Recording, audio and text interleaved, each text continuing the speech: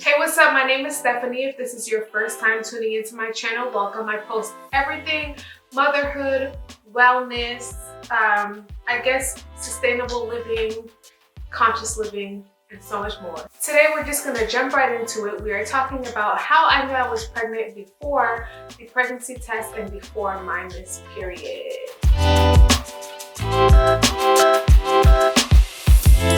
So we're gonna get straight into it. I know that a lot of first-time moms, or if you've never been pregnant before, or even if you have, it might be hard to pick up on, or I don't know. When I was first pregnant with my firstborn, I was going all over the internet to find all the types, all the things, all the videos that could be helpful. So I'm going to do my best to post all of the useful videos that any mom would want to watch, and maybe you can relate, see if this relates to what you're experiencing or not, because everyone is different. And I do want to say that everyone is different. Just because I experienced these symptoms doesn't mean that you're going to experience the same ones. I'm actually currently 34 weeks pregnant, so we're almost there. But these are the symptoms that I experienced this time around. Actually, I might touch upon some of them that I experienced my first time around. They were kind of similar. So yeah, we're gonna talk about how they differ from period symptoms versus pregnancy symptoms, and how I knew I was pregnant before I actually missed my period and took the pregnancy test. So I have a few notes here. I just wanted to let y'all know because I want to make sure I hit on all the points. And a quick disclaimer too, my son is in the background playing video games, so if you hear like the remote control buttons, that's him. And yeah, it is what it is. I gotta keep him busy while I record this video. So one of the first initial symptoms that I experienced and how I knew I was pregnant was my boobs. My boobs got way bigger, and not just like period bigger, like noticeably, like crazy bigger, like wasn't even fitting in my bra anymore. Like it was, but it was uncomfortable. And they were super sore, super swollen. That was the first symptom. And when I get my period, they usually swell up, but this time they were sore. And I had to wear a more supportive bra for physical activities because I'm very active and I was working out. And so that's kind of how I knew. The fact that I had to wear a more supportive bra, a more supportive sports bra, because it was just hurting me when I was exercising, or it was just uncomfortable when I was exercising. I was like, I don't know, this is like, this is a little different this time around. So we're gonna see. The second thing was that I was very emotional and moody, and I didn't realize at the time. I only realized this when I looked back, because at the time I didn't realize this was really a symptom for me, because I had gone through a really big shift in my life, and it was very sudden at the time, and I was very emotional about it, and I thought that I was being emotional about this thing specifically. And I'm not the type of person to really be emotional about something like this happening. I'm not going to get into like too much detail of what happened, but this is the type of thing that it wouldn't make you react to the way I reacted. Like I was crying, I was like super emotional about this thing, the shift that happened. Normally I would have been like, F that, I'm gonna do my own thing, I'm gonna do this and that.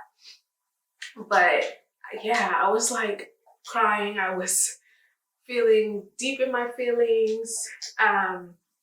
My mood was actually easily affected, like very, very easily. If I was not feeling it, it was just from 0 to 100 really, really fast. And I was really affected by my surroundings and my environment. I normally am, but it was amplified like times 1,000. So that was a thing. I was very moody and very emotional. The next thing is that I was really, really, really fatigued, like extremely fatigued, to the point where it'd be midday and I would just want to take a nap. That was the thing for me. Like I normally don't experience that level of fatigue. I just didn't want to do anything. I didn't want to exercise, or I would just really have to force myself to get up and do certain things. So that was the thing. I was very, very fatigued. Now this was the deal breaker for me, because this happened with my first pregnancy as well, was that my desire of certain foods changed. With my firstborn, I had aversions. And so this happened again. So I only really wanted very specific foods. I only wanted super, super simple foods or fruit, nothing crazy. Plus I was tired, so I wasn't trying to make any type of crazy meals. And I didn't really, my palate was keeping it simple. Veggies, a carb, like usually rice, veggies, maybe some avocado, some fruit. Very simple palate. That was the sign. I was like, yeah, I know I'm pregnant because that's exactly what happened with my firstborn. Now this next thing was how I wouldn't say it was like another deal breaker, but I noticed a change in how I was cramping.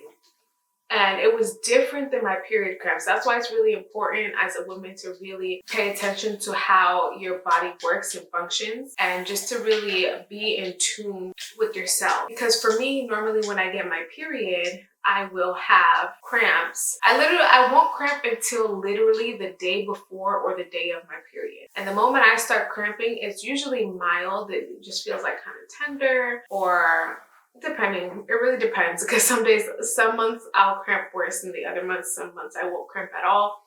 It really depends.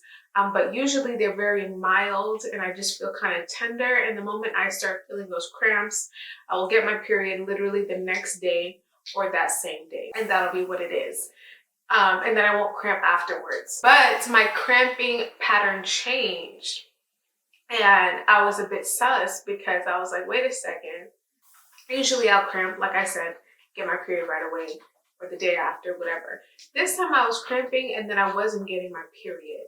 So I was like, okay. So yeah, I'd cramp very mildly and then my period wouldn't come, which is strange for me because normally it would come right away the next day. And it was very mild and very inconsistent. So like I'd cramp one day, I'd be like, okay, I'm about to get my period. It is what it is.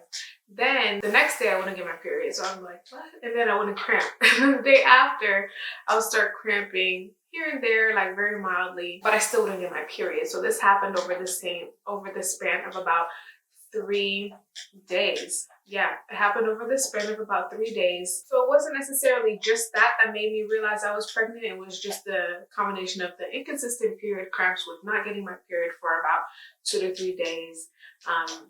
In combination with the crazy boob growth and the and the extreme tenderness, and then the being super fatigued, only wanting specific bland foods.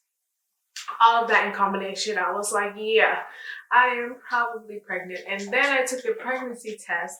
I don't remember when I took the pregnancy test. I believe I have it here. Yeah, I don't exactly remember when I took the pregnancy test, but I know I took it really early because the line is so faint. I don't know if it's focusing or not,